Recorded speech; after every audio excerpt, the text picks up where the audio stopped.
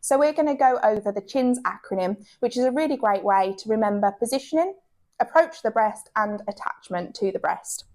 And today we're going to go over the cross cradle position, which uses the opposite arm to the breast that we're feeding off to support baby's weight.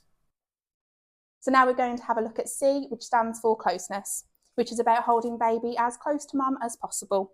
It's almost super glued to you, wearing them around your body like a belt. So using your arm to support the length of baby, and even having baby's bum tucked up into your elbow around the side.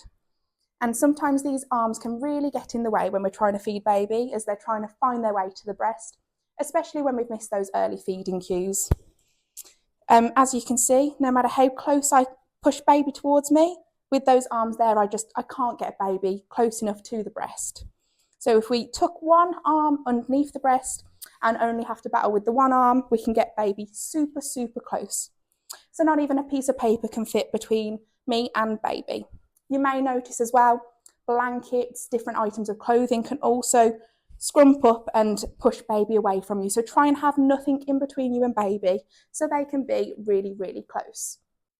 So now we're going over H, which stands for heads free, which is really important for all of us. Whenever we're drinking, we tilt our heads back, and babies need to be able to do the same. It opens up their airways, it helps them swallow, and it really is important. And the way that we can support the head without obstructing the back of the head is by supporting the neck. So using the skin between our thumb and our index finger to support right around the crease of the back of baby's neck. Don't worry, you won't choke them, it just gives full support. And then you have your thumb and your fingers either side of baby's head. And as you can see, when I turn the baby on the side, the head is supported compared to when my hand is not there. As baby gets a little bit heavier, sometimes you need just a little bit of additional support. So your two fingers, you can put under baby's ear, as so, and that can just give this extra support on the head while we're supporting baby. Now we move on to I, which stands for in line.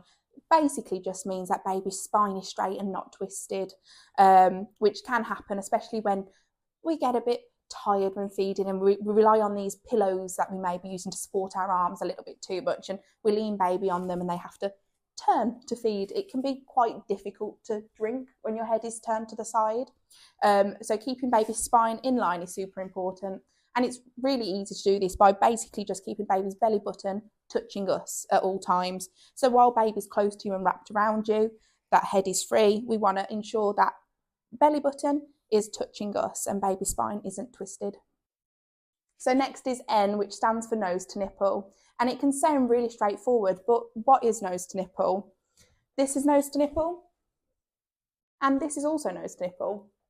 But both are very, very different positions. So this is where the name of the acronym CHINS can really come into play.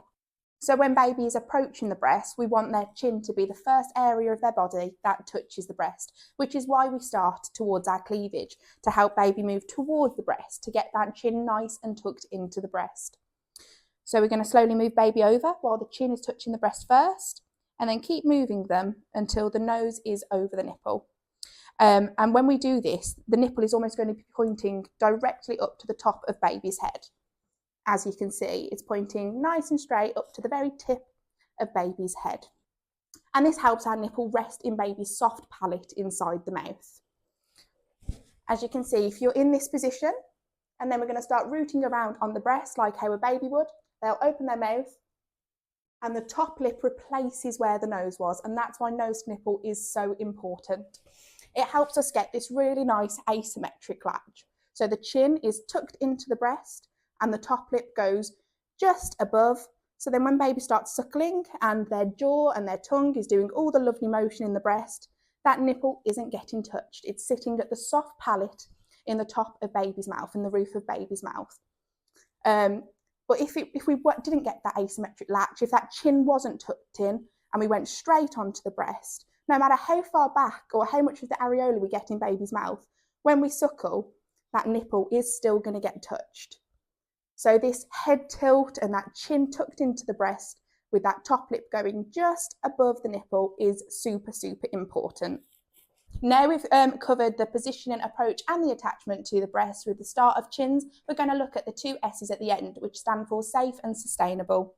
Are you in a safe space? Are you comfortable? If you're feeling drowsy while those sleep hormones are passing between you and baby, do you have a safe sleep setup next to you, just in case it's needed? Is baby's nose free from the breast while that chin is tucked in and they've got that really nice head tilt? Is that nose free? Are they breathing comfortably? And are you sitting comfortably? Are you hunched over while you're checking on that position, or are you nice and relaxed and can stay like that for however long this feed may last, whether it be 5 minutes or 50 minutes? An average feed can really vary, and each feed can vary as well. So relax, sit back and get comfortable. Are you feeling like you need to support the breast? If you're supporting the breast, can you hold that position throughout the feed?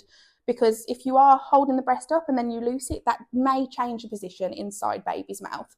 So how could you make that more comfortable? If you do feel your breast needs a little bit of support, you can use a rolled up muslin cloth and tuck it underneath the base of your breast just to give that slight lift, and you've still got your hands free. So quickly, just to round all of that up, we're going to go C for closeness. So we're going to hold baby with the opposite arm to the breast that we're feeding off, and keep baby as close to us as possible, watching out for these arms, and baby is super glued tight to us. Then we go on to H for heads free. So baby is supported around the neck like a collar of a shirt, and they can tilt their head back to open up those airways and to drink comfortably. Next is I for in line. So baby's spine is not twisted and their belly button is touching us. Then we're going to go to nose to nipple, where we slowly move baby towards the breast, where the chin leads. So chin leading, chin touching the breast first, and we stop when it's nose to nipple. And we can put a little bit of pressure then on baby's shoulders to help them latch onto the breast when they start to root, with that top lip going just above the nipple. And then safe and sustainable, is baby's nose free? Are you comfortable? Are you safe? And can you hold that position for however long that feed may last?